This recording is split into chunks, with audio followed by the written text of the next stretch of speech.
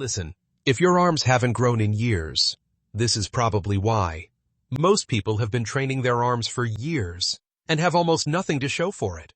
They curl every single workout. They chase that skin-splitting pump. They swing dumbbells like they're trying to start a lawnmower. And yet their arms look exactly the same as they did 12 months ago. The frustrating part is that it is not a lack of effort. Most people are actually working incredibly hard. The problem is that hard work applied to the wrong strategy produces zero results. There are 3 core reasons why arms stop growing, and understanding them is the first step toward actually fixing the problem. The first reason is that most people train arms with momentum instead of muscle. When you grab a dumbbell and swing your entire upper body to curl it up, you are recruiting your lower back, your shoulders, and your hips to do the majority of the work. The bicep barely gets challenged because it never has to work through a full, controlled range of motion under real tension. The muscle does not know how much weight is on the bar. It only responds to tension. And if you are cheating the weight up, the tension is minimal. The second reason is frequency without quality. Curling every single workout sounds like dedication. But if every session is sloppy, high-rep, pump-chasing work with no progressive overload, you are essentially doing the same ineffective workout over and over again. The pump feels incredible in the moment, but a pump alone does not build muscle. Metabolic stress is one component of hypertrophy, but without mechanical tension and progressive overload, the pump is just temporary fluid accumulation. Your arms will look great for about 45 minutes after the gym, and then go right back to normal. The third reason is neglecting the triceps. The triceps make up roughly 2/3 of your upper arm mass. 2/3. Yet most people spend 90% of their arm training doing bicep curls. If you want bigger arms, you need to prioritize the muscle that actually makes up the majority of the arm. With that foundation established, here are 5 exercises that, when performed correctly, will genuinely build bigger, thicker, more muscular arms. The incline dumbbell curl is arguably the single best bicep exercise for maximizing hypertrophy. And the reason comes down to one concept called the stretched position. Research on muscle hypertrophy has consistently shown that training a muscle in its lengthened or stretched position produces significantly greater muscle growth compared to training in the shortened position. When you sit back on an incline bench set to roughly 45 to 60 degrees, your arms hang behind your body. This places the long head of the bicep in a fully stretched position before you even begin the curl. From there, you curl the weight up slowly, keeping your elbows pinned back and your upper arm stationary. You are not swinging, you are not letting your elbows drift forward, and you are not using your shoulders to assist. The entire movement is driven purely by the bicep working through a long range of motion under constant tension. Perform this for 3 to 4 sets of 8 to 12 repetitions, with a 2-second lowering phase on every single rep. The lowering phase, also called the eccentric, is where a significant portion of muscle damage and growth stimulus occurs. Most people drop the weight down fast and rob themselves of half the exercise. Do not be most people. If you want to build the triceps, you need to load them with heavy compound movements. And the close grip bench press is the king of tricep mass builders. Unlike isolation movements, the close grip bench press allows you to move serious weight, and that mechanical tension on the tricep is what drives real thickness and size. Set up on a flat bench, grip the bar at roughly shoulder width, and lower the bar to your lower chest while keeping your elbows at about a 45-degree angle from your torso. Press the bar back up by driving through your triceps, fully locking out at the top. That lockout matters. The tricep is fully contracted at full elbow extension, and cutting the range of motion short means you are leaving growth on the table. Perform this for 4 sets of 6 to 10 repetitions with progressive overload as the primary goal. Each week, aim to add a small amount of weight or an additional repetition. This is how the muscle is forced to adapt and grow over time. The close grip bench press should be treated with the same seriousness as a main compound lift, not as an afterthought at the end of a chest session. And this is exactly why more people are moving away from random isolation workouts and toward training systems that build real-world strength, athleticism, and muscle at the same time. One training style that's exploded in popularity recently is landmine training, because it combines heavy resistance, full body movement, joint-friendly mechanics, and explosive power all in one system. There's actually a full program built around these kinds of exercises that's helping people build muscle, improve mobility, and train harder without beating up their joints.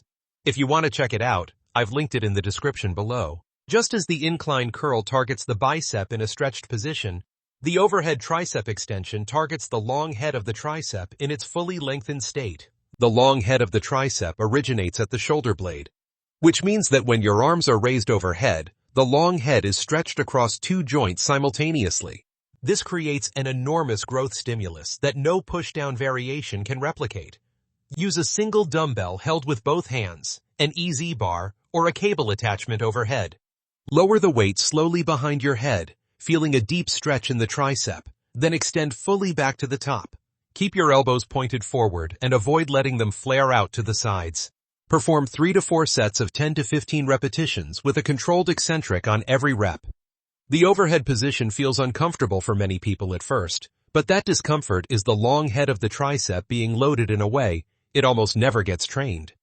Over time, this exercise will add noticeable thickness to the back of the arm that no amount of pushdowns will ever produce. The hammer curl is frequently underestimated because it looks similar to a standard bicep curl, but it targets a completely different set of muscles. The neutral grip used in a hammer curl shifts the emphasis to the brachialis, a muscle that sits underneath the bicep, and the brachioradialis in the forearm. When the brachialis develops and thickens, it physically pushes the bicep upward, making the entire arm look larger and more peaked even without the bicep itself growing. Perform hammer curls with dumbbells, keeping your palms facing each other throughout the entire movement. Keep your elbows pinned to your sides, curl the weight up without rotating your wrist, and lower it slowly over 2 to 3 seconds.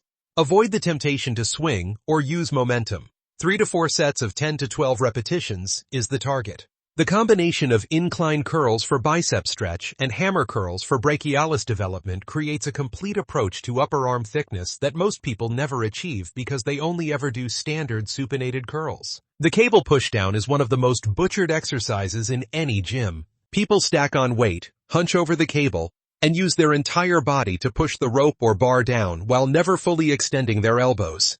Done correctly, the cable pushdown is an excellent finishing movement for the tricep because the cable provides constant tension throughout the entire range of motion, unlike free weights where tension varies. Stand upright, keep your elbows pinned to your sides, and push the attachment down until your elbows are fully locked out. Hold that contracted position for 1 full second before slowly returning to the starting position. The key is full extension at the bottom and a controlled return to the top.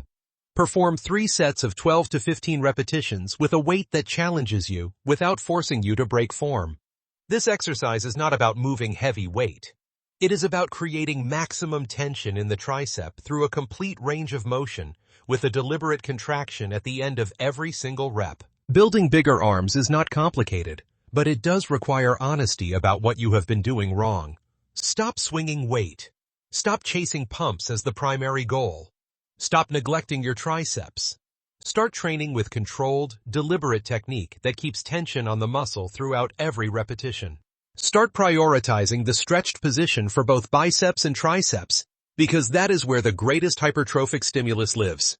Start applying progressive overload consistently, adding weight or reps over time, because without progressive overload, your muscles have no reason to grow. These 5 exercises: the incline dumbbell curl, the close grip bench press, the overhead tricep extension, the hammer curl, and the cable pushdown with full extension cover every angle of arm development when performed with proper technique and genuine effort. Train your arms twice per week with at least 48 hours of recovery between sessions. Eat enough protein, targeting around 0.8 to 1 gram per pound of body weight daily. Sleep enough to allow the muscle repair process to actually occur. The arms that most people want are not the result of doing more curls. They are the result of doing the right exercises, in the right way, with the right amount of intensity and recovery. Apply these principles consistently for 12 weeks, and the difference in your arm size will be undeniable. So now I want to hear from you. Which mistake do you think holds most people back the most? Using momentum, neglecting triceps, or failing to progressively overload? Drop your answer in the comments below. And if you want more videos on muscle building, strength training, athletic performance, and functional fitness methods that actually produce results.